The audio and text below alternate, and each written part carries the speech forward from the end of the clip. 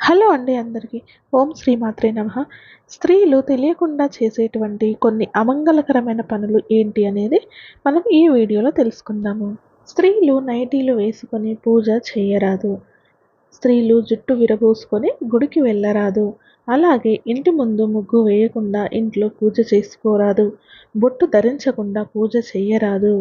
మంగళవారం దేవుని పటాలను శుభ్రం చేయకూడదు. స్త్రీలు నిలబడి పూజ చేయకూడదు. స్త్రీలు స్నానం చేయకుండా వంట చేయరాదు.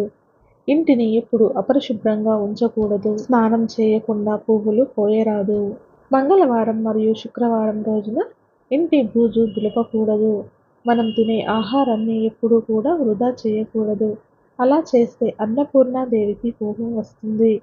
సాయంత్రం పూట బట్టలు ఉతకకూడదు. చాలా మంది ఎవరైనా కూర్చుని ఉన్నప్పుడు వాళ్ళ కాళ్ళ మీద నుంచి అటు ఇటు దాటుతూ వెళుతూ ఉంటారు. అలా కాళ్ళ మీద నుంచి దాటి వెళ్ళడం మంచిది కాదు. రోలు మరియు రోకలి బండని ఎప్పుడు అపరిశుభ్రంగా ఉంచకూడదు. చీకటిలో భోజనం చేయకూడదు. బయటి నుంచి వచ్చాక కాళ్ళు కడుక్కోకుండా ఇంట్లోకి ప్రవేశించకూడదు. భోజనం వడ్డించిన తరువాత భోజనానికి ఆలస్యంగా రాకూడదు. అలా చేయడం వల్ల భోజనానికి మనిషి కోసం ఎదురు చూసేలా చేయడం నష్టాన్ని చేకూరుస్తుందని చెప్తుంటారు. భోజనం చేసిన వెంటనే స్నానం చేయరాదు. నిద్ర నుంచి లేచిన వెంటనే అద్దంలో ముఖాన్ని అసలు చూసుకోకూడదు. శనివారం నాడు గుమ్మడికాయను కొనకూడదు.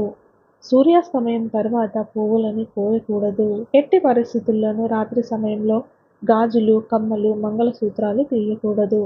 ఒకరు ధరించిన పూలను, బొట్టును మరొకరు పెట్టుకోకూడదు. స్నానం చేయకుండా ఇంటి ముందు ముగ్గు వేయరాదు. ఉప్పు, మిరపకాయలు, చింతపండు ఎవరికి ఇచ్చినా కూడా చేతితో ఇవ్వకూడదు. పక్కన పెట్టి వాళ్ళనే తీసుకోమని చెప్పాలి. స్త్రీలు ఎప్పుడు జుట్టు విరబోసుకొని ఉండకూడదు. అలా చేస్తే జ్యేష్ఠాదేవి ఇంట్లో వచ్చి ఉంటుంది. ఆహారం మీద ఎప్పుడూ కూడా అలగకూడదు. రాత్రిపూట భోజనం చేయకుండా నిద్రించకూడదు. నిమ్మకాయ దీపాన్ని ఇంట్లో పెట్టకూడదు. దేవాలయంలో మాత్రమే వెలిగించాలి. ఇల్లు ఊడ్చిన తరువాత చీపురుని నిల్చోబెట్టకూడదు. సూర్యోదయానికి ముందే నిద్ర లేవాలి. నిద్ర లేచిన వెంటనే దుప్పట్లను విదిలించి మడత పెట్టి పక్కన పెట్టాలి. లేకుంటే దరిద్ర దేవత అక్కడ కూర్చుంటుంది. బట్టలు ఉతికిన నీటిని కాళ్ళపై పోసుకోకూడదు. అలా చేస్తే జ్యేష్ఠాదేవికి ప్రవేశం దొరుకుతుంది. వంట చేసేటప్పుడు అరుస్తూ విసుక్కుంటూ వంట చేయకూడదు. ఎప్పుడు అపశకునాలను మాట్లాడకూడదు. తదాస్తు దేవతలు మన భుజాలపైనే ఉంటారు. స్నానం చేసిన తరువాత తుడుచుకునే టవల్ను ఇంటి తలుపు మీద వేయకూడదు. తిన్న ఎంగిలి కంచం ముందు చేతిని ఎండబెట్టి ఎక్కువసేపు కూర్చోకూడదు. స్త్రీలు ఎప్పుడు తమ నోటి నుండి శని, దరిద్రం అనే మాటలు మాట్లాడకూడదు. ఇంటికి వచ్చిన సుమంగలికి కుంకుమ బొట్టు పెట్టకుండా పంపకూడదు. ఇంటి గుమ్మానికి ఎదురుగా చెప్పులను విడవకూడదు. దీపపు ప్రమిదను ఎప్పుడు నేలపై ఉంచకూడదు. అలా చేస్తే దీపాన్ని అగౌరవపరిచినట్టు అవుతుంది. ప్రమిద కింద ఇత్తడి లేదా మట్టి ప్లేటును ఉంచి దాని మీద దీపాన్ని ఉంచాలి. దీపాన్ని పడమర దిశలో వెలిగించకూడదు. పడమర దిశలో వెలిగిస్తే కుటుంబంలో కష్టాలు కలుగుతాయి. వేరుశనగ నూనెను పూజలో ఉపయోగించకూడదు.